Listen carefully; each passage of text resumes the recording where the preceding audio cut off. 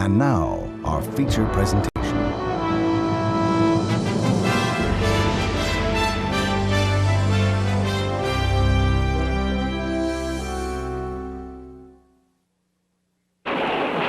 A fiery horse with the speed of light, a cloud of dust, and a hearty Hi-Yo Silver. From the Lone Ranger's Silver Hi-Yo Silver! Ahoy! to Roy Rogers' Trigger. On screen and off, America's Wild West was settled on horseback. Roy and Trigger do their stuff. But the first horses of the real West are long gone. Or are they? Okay, back off a little bit. Now an unconventional cowboy and a blood-seeking historian Liquid gold. face the challenge of a lifetime. With a gentle hand and modern technology, they'll race back in time to resurrect a legend, America's lost Mustangs.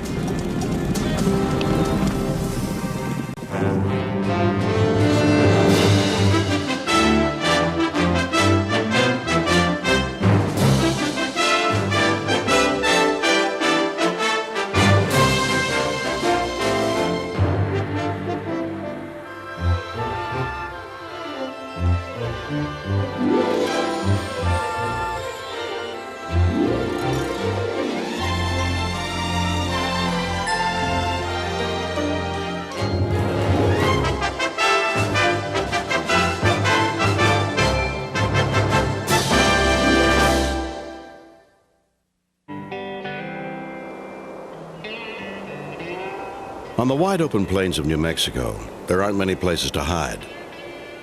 But there's lots of room to run.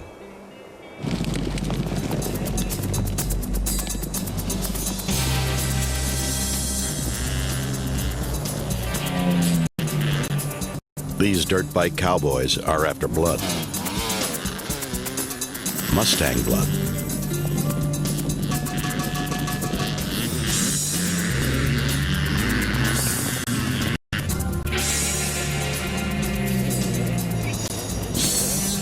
These horses may be exceptionally rare. To find out, they must be corralled and their bloodlines checked.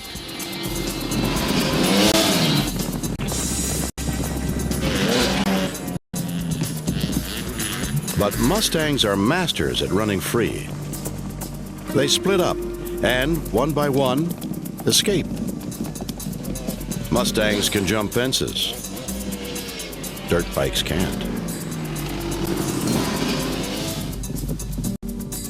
Well, they just move all over the place. Today, Carlos Lepopolo will have to find his blood elsewhere. So what do you think? For several years, Carlos has been searching for the horses that won the West. You know what happens? They turn out the way we want them to. He wants to breed them back from the brink of extinction. It is extremely hard to find them. How would you like to find something that exists nowhere else in the world?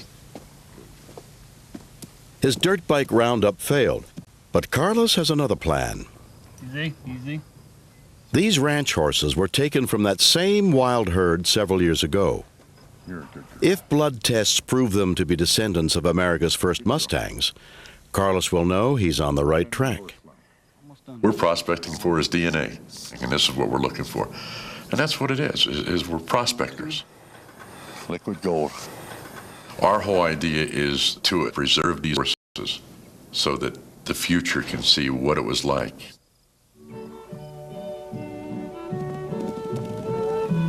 America's first riding horses were called barbs. They came from Spain in a variety of colors, with short, solidly and thick necks. It takes real cowboy riding to handle a bunch of ponies. What they lacked in height, they made up for in heart. They were the equine foundation of the Wild West. These are the horses that started it all in the United States. The Indian pony, the cowboys' horses, the Pony Express. We're talking about living history. That's these little horses. That living history is dying out fast. Centuries of breeding with other horses has made the old Spanish Mustang a rarity. To help save a piece of the past, Carlos sends his blood samples to the University of Kentucky. Equine genetic expert Gus Cothran looks for a DNA needle in a haystack of crossbreeds. Well, we definitely have some variation there. It looks like Gus reads the genetic striping like a book. getting both fast and slow This variants in time, there. he's impressed by the story it tells.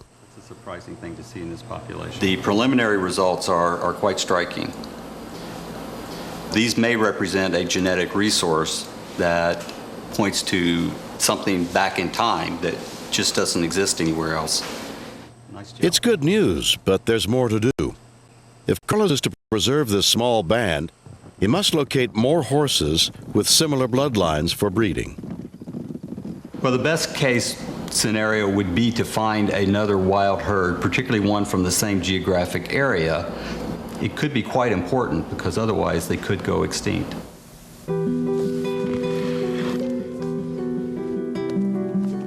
To find them, Carlos turns to the archives.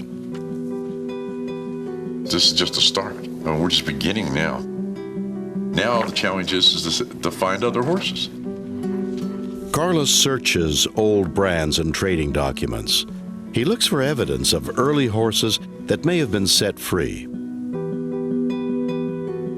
It's hard and it's tedious work.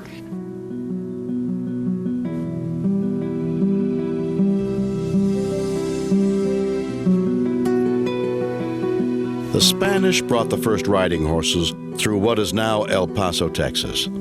They eventually mixed with other breeds, spreading to the northwest and east along the plains.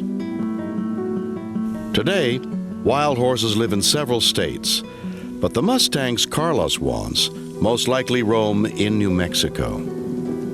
Here, some Mustangs still run free, respected and left alone on Native American land.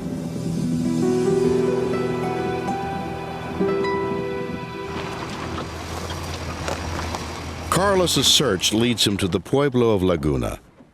They have had several wild herds here longer than anyone can recall. This is where you said you saw them before, Stacy? Yeah, there was a group of about 15 down here last time. One Pueblo legend even says they are uncatchable. Is that them down there, Stacy? Right down there by the bluff? Yeah, I think that's them. How long you figure they've been out here running, Stacy? Oh, I don't know, as long as I can remember.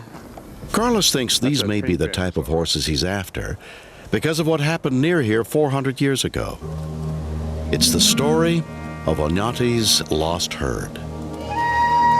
In 1599, Spanish explorer Juan de Oñate led an expedition west of the Rio Grande Valley.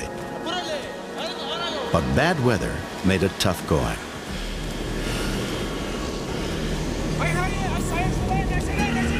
Caught in a snowstorm, a band of his horses spooked and bolted.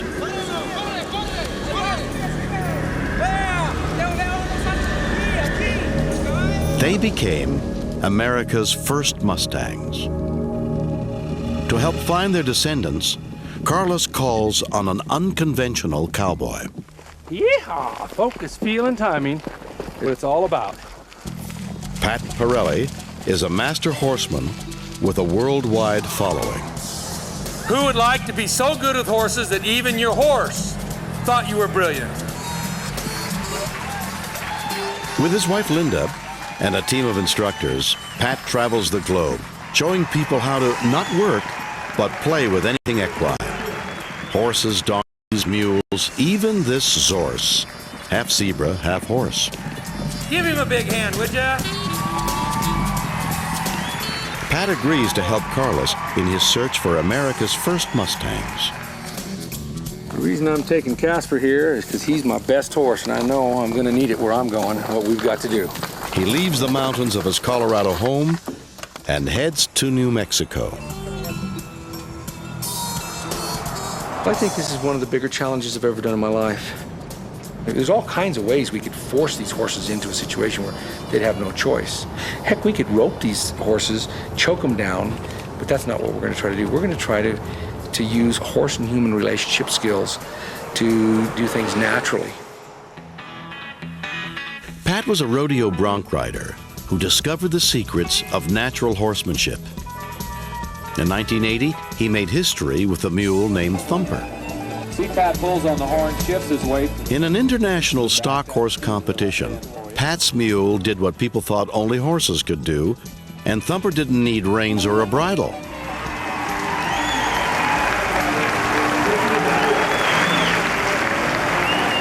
Mules have been banned from the competition ever since.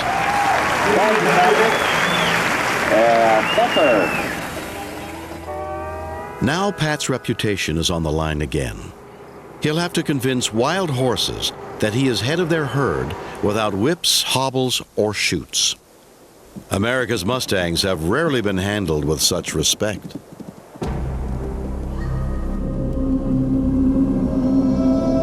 For decades, horses were routinely rounded up and slaughtered for chicken food.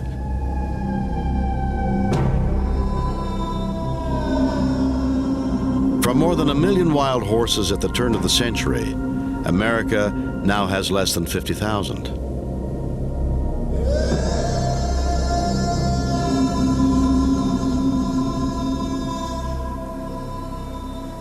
Even today, some consider Mustangs a nuisance and illegally shoot them. Who knows how many of the original Mustang bloodline have survived 400 years in the wild. To test the bloodline of the Pueblo horses, Pat Pirelli must first round them up. Pretty good place, guys. Once they locate the horses thereafter, they'll try to drive them into a portable corral. There's manure on the ground all over the place in here. They've been in here a lot. This is probably a place they think they're real comfortable in. You did a good job picking this place. Yeah. This is really nice. I think it looks like a real good spot to do a horse roundup. If we camouflage it just right, them horses are going to think, hey, we're on the escape. We've got it made. Okay, boys. Woo-wee! Come on, let's go. Grandma's slow, but she was old. Let's get on it. Let's get these panels up. We got something started here, haven't we? 1, 2, 3, go. There, easy. How many panels did you bring? We got 80. 80. Hey, we need one more panel over there. It's just working out slick. And it really has a strength in it. There's nothing going to go through it, not even a buffalo. Plastic tied to sticks will help spook the Mustangs in the right direction. But first, they have to find the horses and get them down from a giant mesa where they were last spotted. Getting them off this ledge probably not going to be no easy matter, but they got up here somehow. Well, I don't know. I think the horse will kind of tell you where to go. We'll just kind of get them started and let them show us the way off. Well, one thing's for certain, they're not going to jump off. Us either. Yeah. They're surrounded by sheer cliffs with no easy or safe way down to the corral. So far, I've seen a couple of soft spots. The landscape is dotted with hazards. It's going to be rocky. It's going to have all kinds of different types of cactuses and obstacles, ditches. I mean, a horse that's really galloping can stick a front foot in that, break the horse's leg, kill a man, the whole thing. There's an old Arab proverb that says the rider's grave is always open.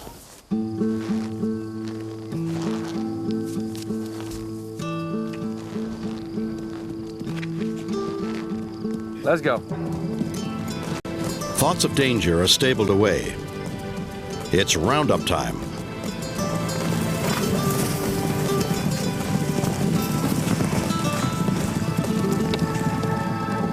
They're in luck. A few miles down the track, they spy the horses in the distance. The first step is to catch up and hold them steady.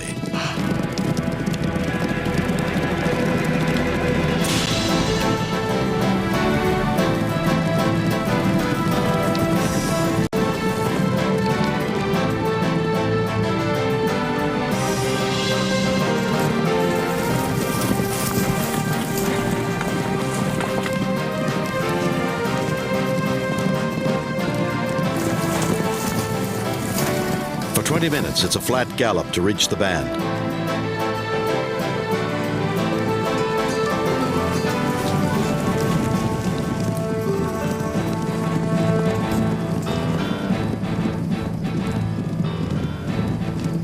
The horses are surrounded.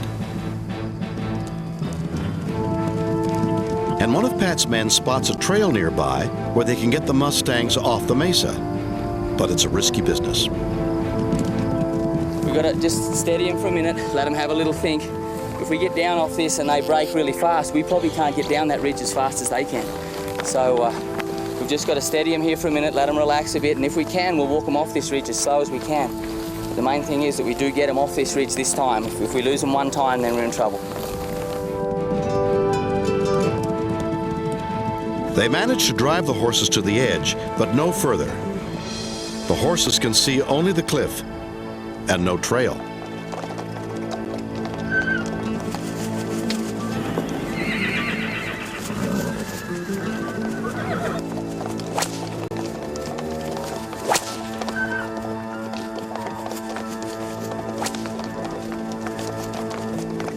For 15 minutes, the Mustangs won't budge. Okay, boys. Okay, back off a little bit. They're starting to think. They're licking their lips. Finally, they spot the trail and head down.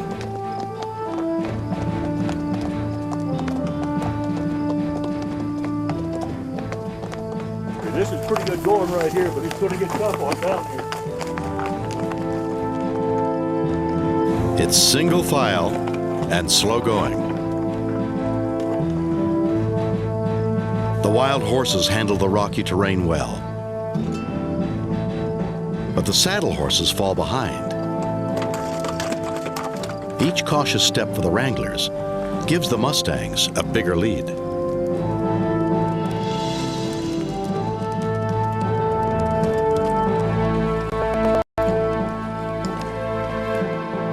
The Mustangs have a clear run.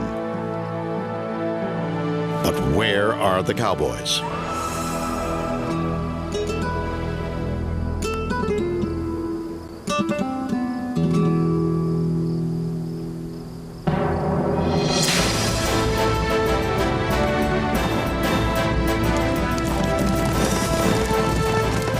It's a race to catch up.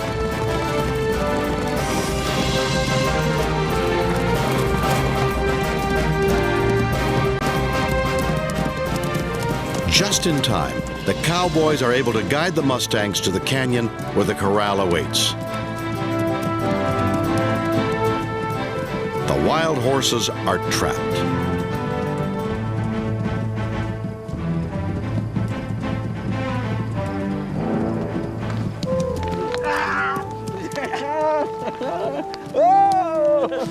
That Good job. Worked good, man. That worked really good. That was really neat. Feels pretty good, don't it? You got on the wrong side there. Hell of a good job there, I'll tell you. I tell you what, that's a good looking herd there. That sure is. Oh, damn. We got the right height, we got the right weight. It's a distinctive herd, all right. Some even have eyes of sky blue. But it's bloodlines that count. And drawing blood from a wild horse isn't easy. Every time you relax, I'll relax. How's that? That's where Pat's expertise will really be put to the test.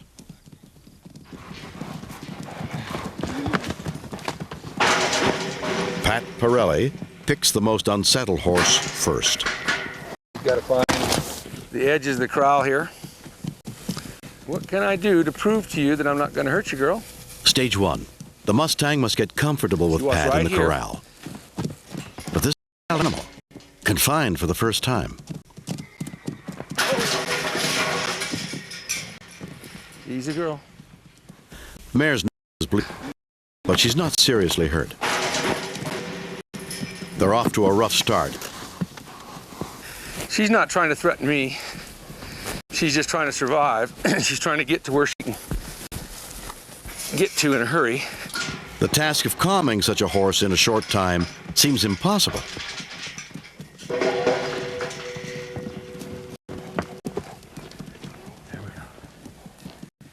Come my way now. Other wranglers would use men with ropes to hold the horses down. Come our way. Pirelli uses patience and what he calls horse savvy. What I'd like to do is show you that I know this little game. I'd like to start a relationship with you and develop a partnership. And I'll even tell you the rules of the game. If you look at me with two eyes, I'll walk away from you. You look at me with one eye, I'll slap my leg and put a little pressure on.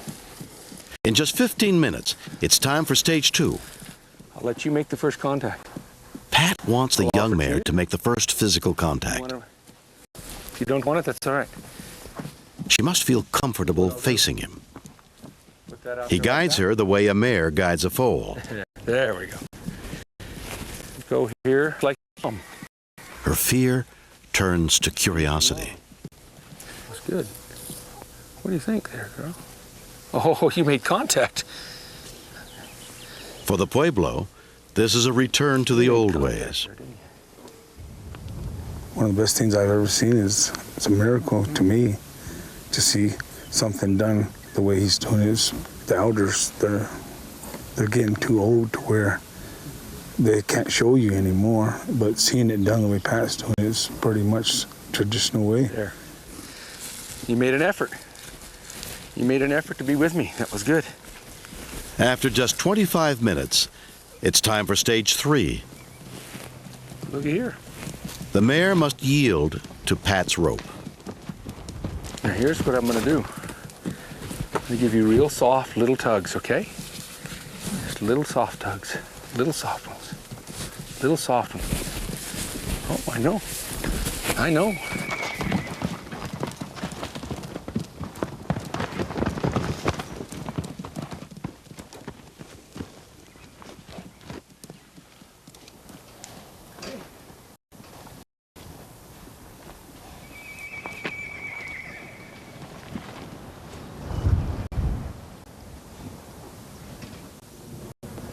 Just made a change right there. Hey, what would you think if I just kind of touched you here on this side? Oh, wouldn't that feel good? You're kind of letting me in here closer and closer. There we go, brushing your tail already, touching your ears, rubbing and dubbing. Now, if you get scared, you'll turn and face me, right?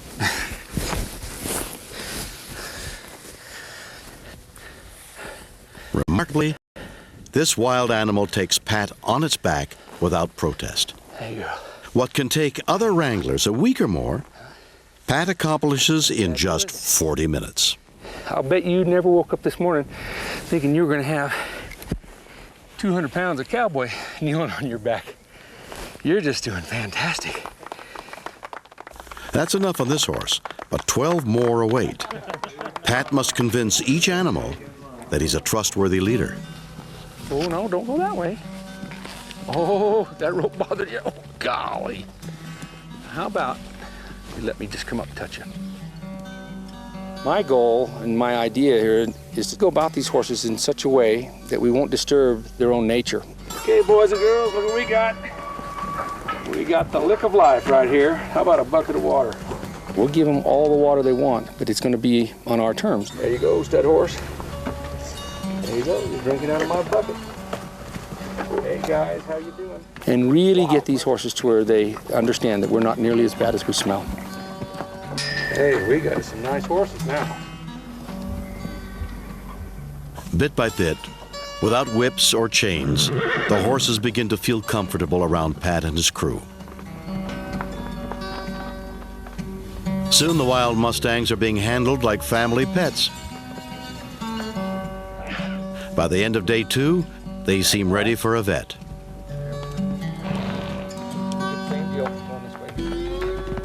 This is one of the reasons people get hurt, because see, they're not reading the body language when that thing's, it's loose now. See how loose that is? Yeah, if they give that injection when that thing's tight, she's sitting there saying, don't do it, don't do it, don't do it. And she does it. They do it, and she does her thing. When that's loose, see, now it's time. The test is in the taking. Hey, little girl. Sorry about the nosebleed the first day, but it looks like everything's all right now. Things kind of going everybody's way, didn't it? We've got blood. Not bad for my first time. Good job, Jerry. Now careful, I'll get your finger. But don't move. That's number 2. And The details of each horse are carefully noted. we'll go and age this Palomino mare around 12. Pat's done a fantastic job when I'm calming them down. 4 months. 4-month-old filly. Yep. You know what these are, Arlene? These are from the southern bank. We didn't think we'd get any of these. These are really important. Oh, it's going great. I work on horses that are tame that are worse than this. So this is nice. And this is what it's all about. These little horses. We're hitting the gold mine today, I'll tell you. This is really great. But you wouldn't think, just for this little bit of blood. It tells us about the history of the United States. Just think about that. We worked hard. Damn. Blood taken, the horses are turned loose. I'll bet you'd like to be a wild horse, huh? You prancing, dancing. How would you like to head off into the sunset like them? Look at that. There they go. When I came here, I knew I loved horses. But these horses didn't know that they'd like people. And that is a fabulous feeling looking at them right now. In 2 weeks, Carlos has the test results. Blood tests prove them to be descendants of America's first Mustangs and suitable for Carlos's breeding program. It's something that everybody on a team can be proud of. Everybody in the country can be proud of it. But there's more to do. He must locate more horses, and he won't rest till he finds them. I mean, this is a big quest. And when you find one, that's history. But when you find the one, you got to find another. The search goes on.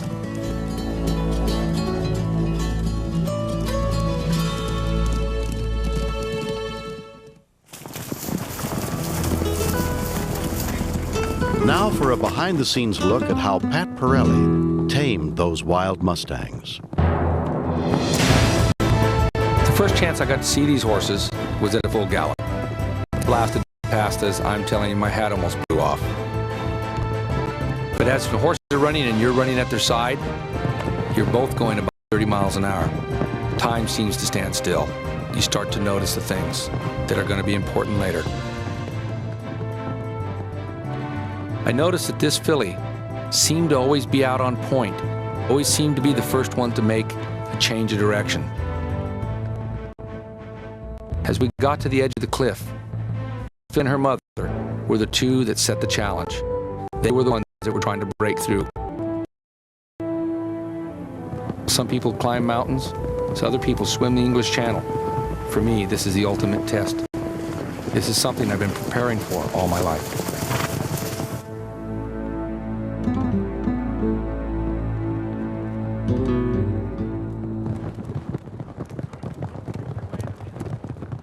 Once we had them into the corral, we wanted them to feel safe, so we've backed off. We didn't want them to feel as though they were trapped. We let them hurry up and relax. They were tired. We were tired. Everybody was glad to stop and have a set.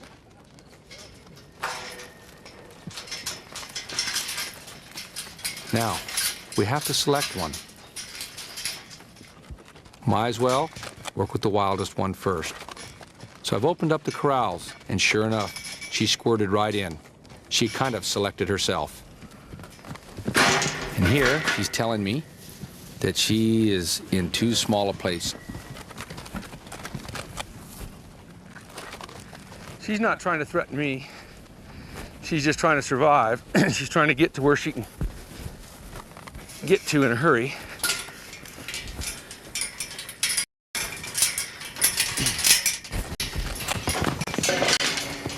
She started to act like a wild animal immediately. Oh!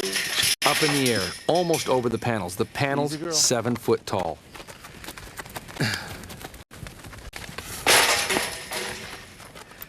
Now she's thinking, what I'll do is maybe hook on to something a little better, a little different. And in this situation, I was trying to let her know that she didn't have to feel trapped. She wasn't trapped. She had lots of options, but she wasn't seeing them. I know. I know. I know. Now at this moment I thought, know. this is the dangerous moment. Now my horse is loose. That horse. And the worst thing here, if that mare gets tangled in the reins, if she gets in the reins, it's all done, because now we're going to have a wreck. She has no idea what to do when she gets tangled. This is the thing that where a wild horse relies only on instinct. And when that instinct comes alive, when it gets unleashed, when it feels like it's trapped, it will do anything to save its life. She's looking for something. I know you're looking for something here that's going to give you security. I know your safety. I know your sense of self-preservation is what you're thinking about.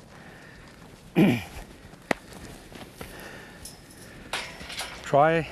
Why don't you try? Let's try me. I'd like to start a relationship with you and develop a partnership. And here's what I'll do. I'll even tell you the rules of the game.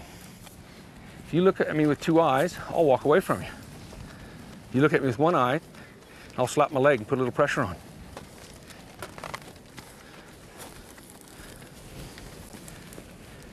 What I'd like to do is demonstrate with a domestic horse the same principles that we did with a wild horse. As I'm playing with a horse, I keep track of the position of his eyes. He's either got one eye on me, he's got two eyes on me, or he's got no eyes on me. And if he's defensive, totally defensive, he'll turn his tail toward me and his eyes away from me. If he's slightly defensive, he'll put one eye on me. But if he's totally confident or curious, he's going to put both eyes on me. This is the part where, as we're reading the body language of the horse, the eye becomes a window to the mind. But it starts off with basic trust. It starts off with the basic concept of knowing how each of us think. So if I can show him that I know how he feels and thinks, acts and plays, then he's going to want to look toward me for leadership. So what I'm going to try to do here is drive him around, just like a wild stallion would drive the herd around. And what we're going to do here is we're going to play a game. The game is simple. I'm going to put a little bit of pressure on you if you give me one.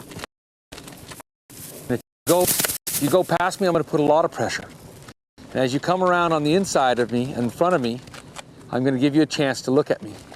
If you'll turn toward me, then I'll leave you alone. But if you don't, if you make that decision to act like a prey animal, like a wild animal, then I'm going to put more pressure. So let's see how the game works. As soon as he gives me two eyes, now he's going to give me no eyes, so I give him lots of pressure. So the game's the same, whether he's wild or he's domestic. The secret is to pay attention to all the little things. Whether he's got one eye on you or two eyes. So let's see what he does here. We'll give him a choice.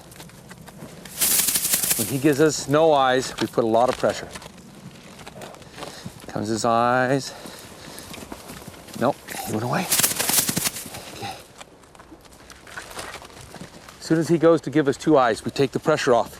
He gave us the slightest try there. Now he's given us no eyes. So he knows it's a game now. He's starting to give us the ear, now the eye. As soon as he gives us two eyes, we're going to back off. We're going to retreat. This is how you reward a horse, by going away from him. Then it becomes his idea. He understands clearly who the leader is and who the follower is. This is the first step for a horse to turn loose. How about if I back off when you kind of relax? What we want to do, I'd like to reward you for relaxation. Turning loose is when a horse is mentally and emotionally accepting with confidence, accepting the fact that the human is really not a predator. So what I'll do is I'll stick my neck out here and offer that to you. No, kick at you. Every time you don't.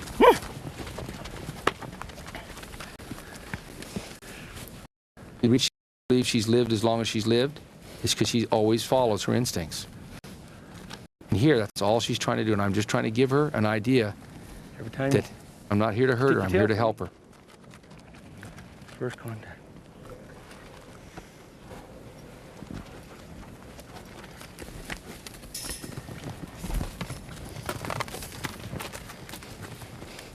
She can act like a wild animal all she wants, but when she acts like a partner and looks at me, it all goes away.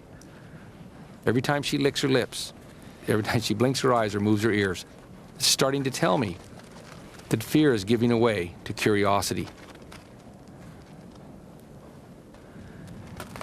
I know that adrenaline that you've been on there for a little bit kind of caused you to react rather than think and respond. But now, there we go. What I'll do is every time you just kind of look at me, I'll just walk away. See if you can just kind of come on over in here and follow. That'll be fine.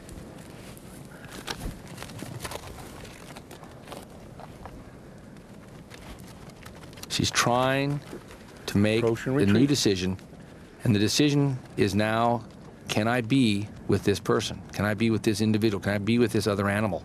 See, to her, I'm just another animal. It's not a human, not a horse. We humans, we look at it as though we're humans and they're animals. But the horse, he's just going, that is another animal. Let's make first contact with that stick. So now, to accelerate, what I'm going to do is use an extension of my arm. I'm going to take a stick that's about 4 foot long with a piece of plastic on it. I'm going to see if she'll allow me into her personal space more and more. Not just in the front, but down the side, past her withers. You made an effort. You made an effort to be with me. That was good. As I was working with the Mustang filly, I used this stick. As you can see, it's about the length of a horse's neck. When horses come together, they first greet each other from the front, and then as they go past, they go down each other's neck. So as I can use this just like it's the horse's neck, I can go to the next friendly place on the horse. The first friendly place is muzzle to muzzle. Then I went down her neck to the withers. And this is where I started to make friends with that filly. Oh man, your curiosity took over there. Curiosity taking over there. She's allowed me up front, about just to her nostrils. Oh. But can I get all the way back? It's hard to ride a horse when you're sitting on their nostrils. There. I bet you didn't know that I knew that if you lick your lips, that I know that it means you're thinking. The secret is learning to put pressure on at the right moment. The secret is rhythm, relaxation, and retreat. This ain't a bad deal at all. It probably feels pretty good. She's not wearing a wristwatch, so neither am I. I'm going to take the time it takes so it takes less time. Not a bad deal. I'm going to use everything I've got to get a natural result. Oh, you made contact. You made contact there, didn't you? Heck, you made contact. And you can see it now. She's got a different look in her eye. She's starting to make the changes. She's starting to allow herself to be in a position of harmony. Oh, that feels pretty good, don't it? Yeah, that feels pretty good, don't it? Better than bumping your head in them panels. Them panels were made special for horses like you, so we couldn't crawl out over the top. But you don't need to act like that. What we need to do, you and I can be partners. See? We can just go here, just like your mom. As you can clearly see, horses love to be rubbed. He's rubbing on me right now. And what I'm going to do is show him that I know how he feels, thinks, acts, and plays. I'm going to rub him, just like his mother rubbed him when he was first born with her tongue. It took me 35 years to find out that horses, nor women, love to be patted like this, but they love to be rubbed more like this. When the mare starts to communicate with her foal, just when it's hours old, she starts to use her neck and pushes the foal around and pushes him over to the right, pushes him to the left. She's above him, and as she pushes him right and left, the foal starts to know that this is the beginning of the language, because a horse can only do 6 things besides stand still: go forwards and backwards, right, left, up, and down. Horses will respond naturally from this emulation of their mother's neck by using a stick, and this is the reason that I use it. I'd like to share with you the zones that every horse has. Starting here in the middle of the head, from there to the muzzle is zone number 1. When you get from there, it starts to affect how they allow you to pass the eyes. Once they allow you to pass the eyes, then they let you into the next zone.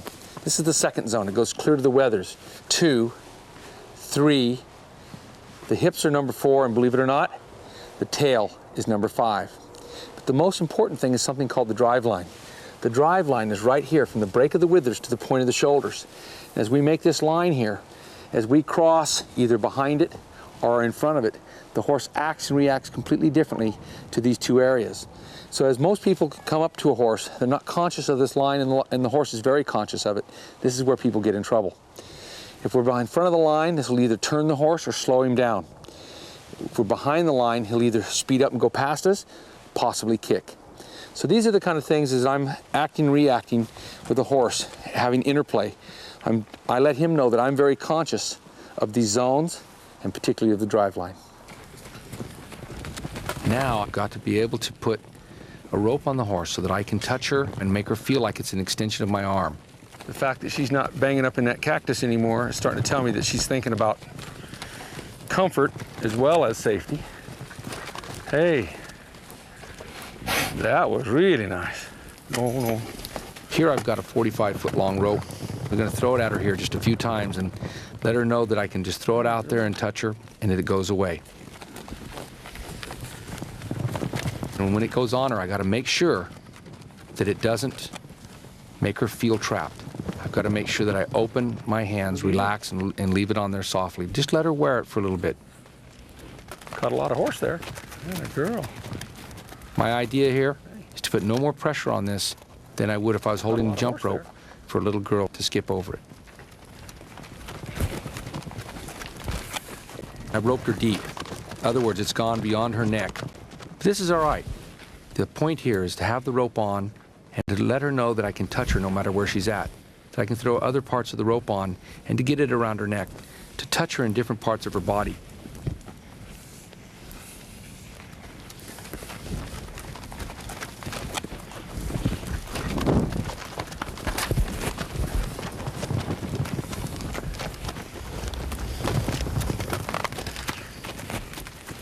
Hey, I'm still here. I'm still here. I'm still here.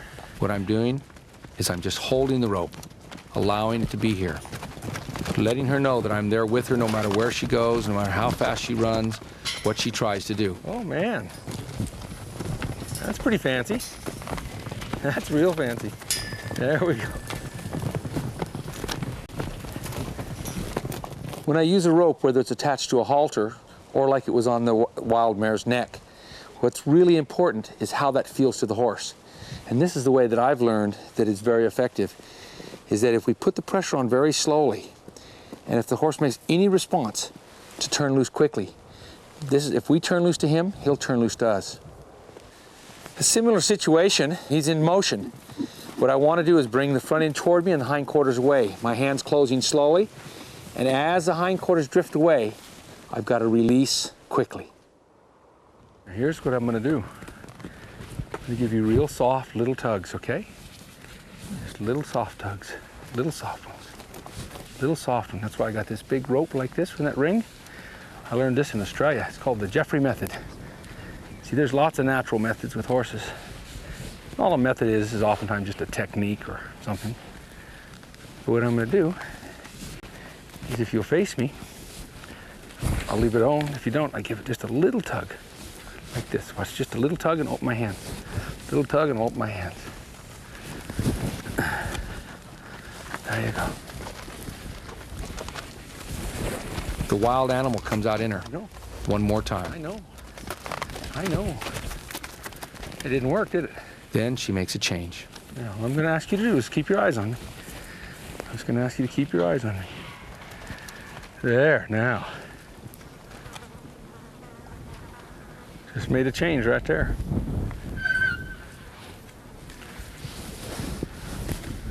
Hey. So I've got to start accelerating this or it's going to go too slow for her. If it goes too slow, it'll take too long, and then actually, it'll reverse on me. It'll double back. It'll bite me in the bum. So I've got to now pace it at her pace. I've got to keep going at a pace that it's interesting for her, but yet doesn't scare her. Now it's starting to go faster and faster. Hey, what would you think? I just kind of touched you here on this side. And then, you know, just for my safety and yours, if I step back here like this, touch you on the hip, just give you a little tug like that. See, that's all I want to do. That way you can learn to look at me with two eyes. Let's just say you get scared and you decide to run off. Instead of turning and kicking me, you know what you could do? Learn to look at me. I've never been kicked by a horse that was looking at me. Kick meaning hind foot. Operant word there. And what if I could come along in here, just rub you on this side? Oh, wouldn't that feel good? And what I'd like to do, again, I'm just going to touch you on the hip here, see? I'm going to give you a little pull, but that's what I don't want you to do. I don't want you to pull the plug and go that way. So what I'd like you to do is turn and face me. Let's try it again. I know this is, for some reason, this is your tough side, but it's all right. It's my good side. There.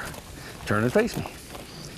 Okay, you got the idea? If I can get you pretty equal here, where you'll turn and face me, just kind of let me in there and not block me like that so much. And not block me there. And turn and face me. And I call this drifting. I'll bet you. Where she just moves a little. It's not an escape. It's not a defensive move or an offensive move. She just moves a little. This is okay. Now, just drifting away like that's okay.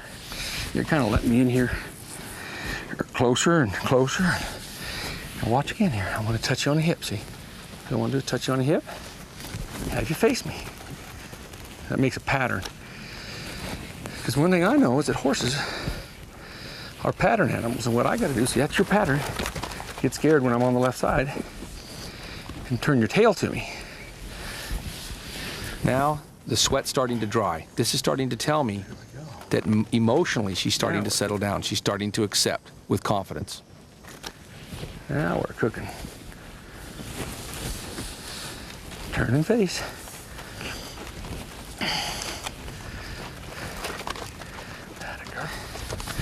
So we better get you pretty gentle everywhere. All gentle means is not thinking about your self-preservation. Now, what if, could you take a little of this? Like if I just give a little jiggle and a jump, oh man. And if I stop at the right time, bet you'll be able to handle it here pretty quick. All right. Feet still. There, oh man. That looked pretty good. Every time I feel her relax, then I stop jumping up and down. This is going to give me what I'm needing to be able to get on her back. Hey, look at there. That's it. Come face. Atta girl. There we go. Brushing your tail already. Touching your ears. Rubbing and dubbing. Now she's accepting more and more. This is the moment. This is where every little bit counts. When she relaxes, I come down. She's starting to stand. She's cocked her hind leg. There we go. I don't feel any tension when I rub down her hip or down her tail. She's starting to look as though she's done this 1,000 times. This is starting to feel really good. I'm confident. She's confident. This is something we're doing together now. That was all right. That was good for both of us. That was okay too, wasn't it? Hey, we're going farther and farther. Now, wasn't that you just a little while ago? Was running around this corral, jumping and kicking, thinking, oh my golly, the world is coming to an end.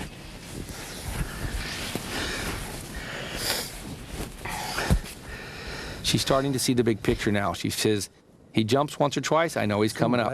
So far it hasn't hurt me. I guess it's not a big deal. Atta girl.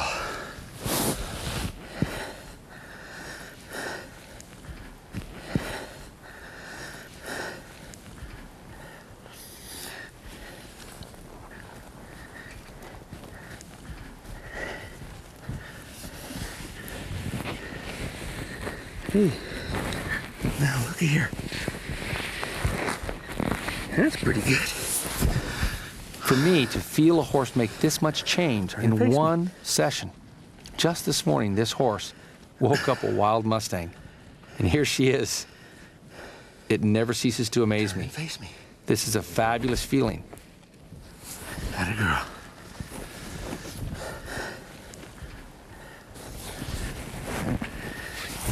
The human being smells like what they eat, which is meat. Turn and face me. But the horse smells like what they eat, which are the grasses. Here today we had an opportunity to help a horse find out that the human is not nearly as bad as they smell. Hey girl, how you going? Huh? Ain't a bad deal, is it? I'll bet you never woke up this morning thinking you were gonna have 200 pounds of cowboy kneeling on your back. You're just doing fantastic. Pretty soon,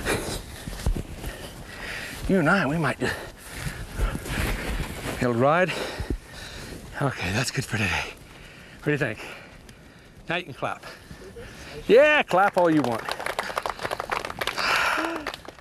I'm sure I'm not the first person that's dreamed of playing with wild horses, but please remember, I've spent a lifetime developing my talents and skills to have the savvy to be able to get inside of a corral like that and play with those horses in such a way that it's both safe for them and myself.